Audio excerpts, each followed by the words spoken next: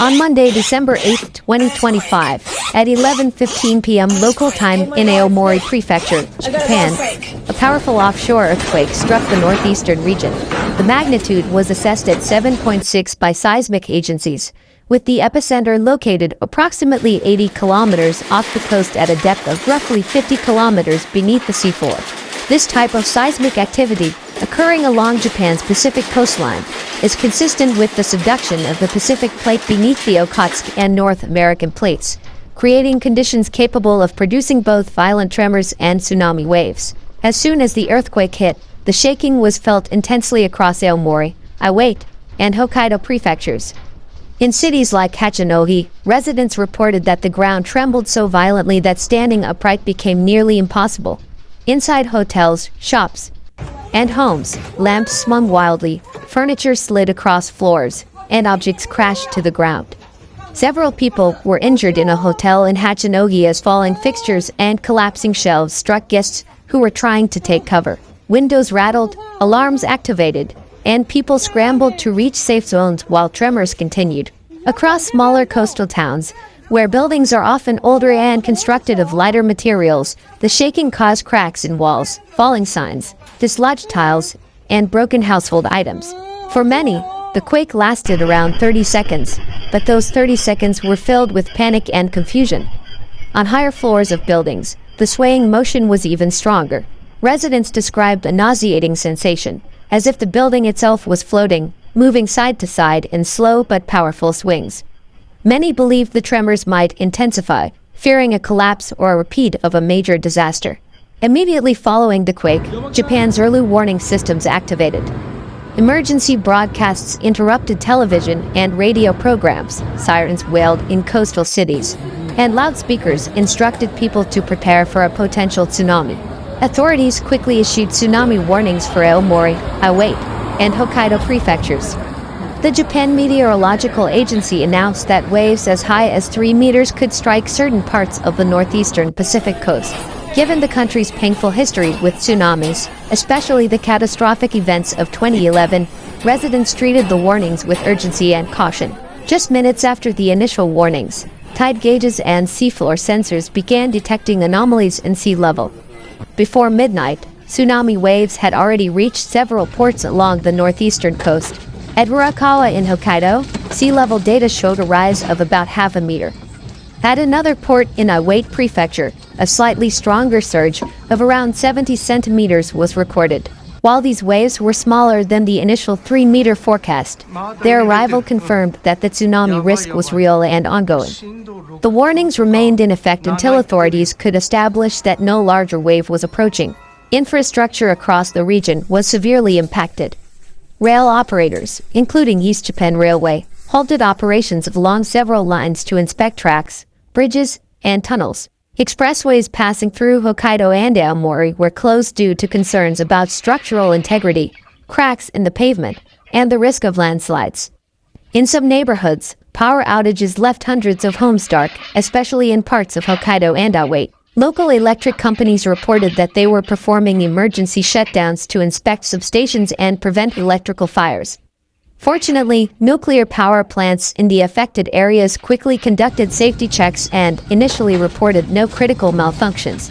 Meanwhile, Prime Minister offices activated an emergency task force to oversee evacuation logistics, damage assessments, and coordination between national and regional agencies. As the hours passed, more details emerged. At least 23 injuries were confirmed, many from falling objects or collapsing interior structures. In one reported incident, a car plunged into a sudden hole created by ground displacement, injuring the driver. The quake also triggered multiple aftershocks, the strongest reaching magnitude 5.8.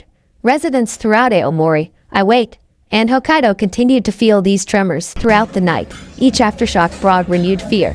Many people slept in their cars, community centers, or emergency shelters rather than risk staying inside damaged or unstable buildings.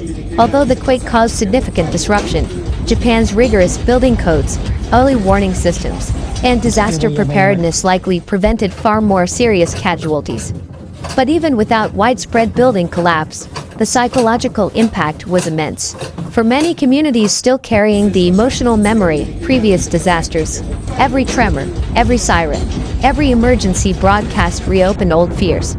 As dawn approached, the government prepared to begin detailed inspections of roads, ports, railways, hospitals, and residential zones to estimate the full impact of the earthquake.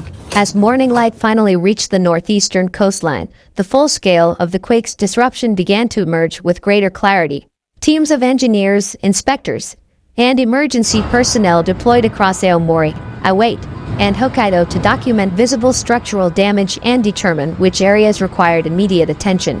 Streets were littered with shattered glass, fallen street signs, and debris from damaged storefronts.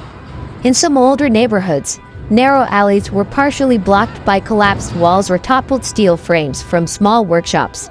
The eerie calm of early morning contrasted sharply with the chaos experienced just hours before. Emergency shelters, hastily opened during the night, were now crowded with families seeking updates on the situation. Volunteers distributed blankets, bottled water, and rice packets while children clung to their parents, still shaken by the violent tremors. Many residents had evacuated quickly, leaving homes unlocked and belongings behind. Some wondered whether their houses remained safe to enter. Local authorities worked to set up information desks, providing guidance on which districts were cleared for temporary re-entry and which remained unsafe pending structural evaluations. In the coastal towns, fishing communities faced a different kind of uncertainty.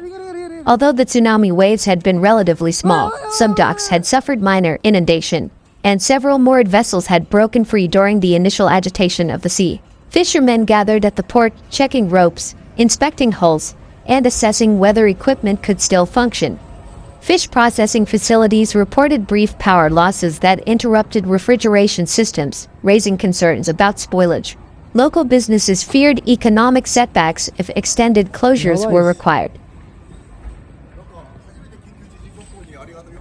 In this section, it is essential to clarify that everything we are about to discuss is based purely on hypothetical scenarios and general possibilities, not on confirmed facts.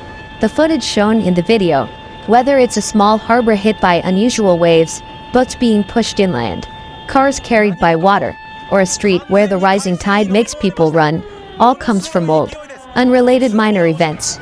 These clips are used only to illustrate how a coastal area could react if a nearby earthquake were to disturb the sea. When an earthquake occurs in an offshore zone, even a moderate one, it can sometimes trigger secondary effects. In most cases, nothing unusual happens, but there are situations in which the seafloor shifts slightly, creating a temporary change in sea level. This is not a full-scale tsunami.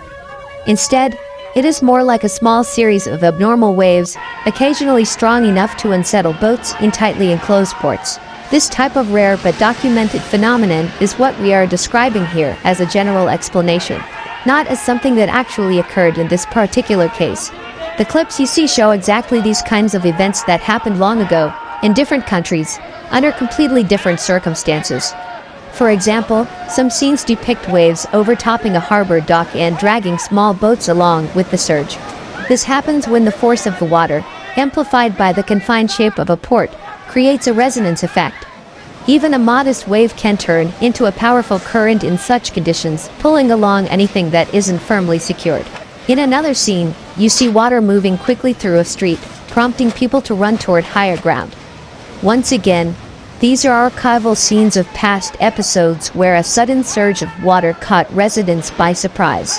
Such events are often caused by an initial withdrawal of the sea followed by a rapid return, a behavior typical of small tsunami-like disturbances, not large tsunamis, but still strong enough to be alarming. Returning to the earthquake itself, it is clear that the event was shaped by Japan's complex tectonic environment. The offshore location of the epicenter marks a zone where the Pacific plate pushes beneath the Okhotsk plate.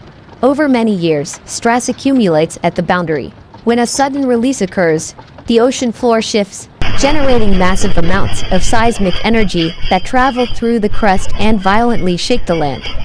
In this case, the magnitude 7.6 quake released enough energy to be felt hundreds of kilometers away. Residents in the inland prefectures reported shaking, and tall buildings in Tokyo experienced mild swaying even though the capital is far from the epicenter. The seismic vibrations caused damage across a wide region. In Aomori, many supermarkets, restaurants, and small shops found broken glass scattered across floors. Merchandise fell from shelves, ceiling tiles collapsed.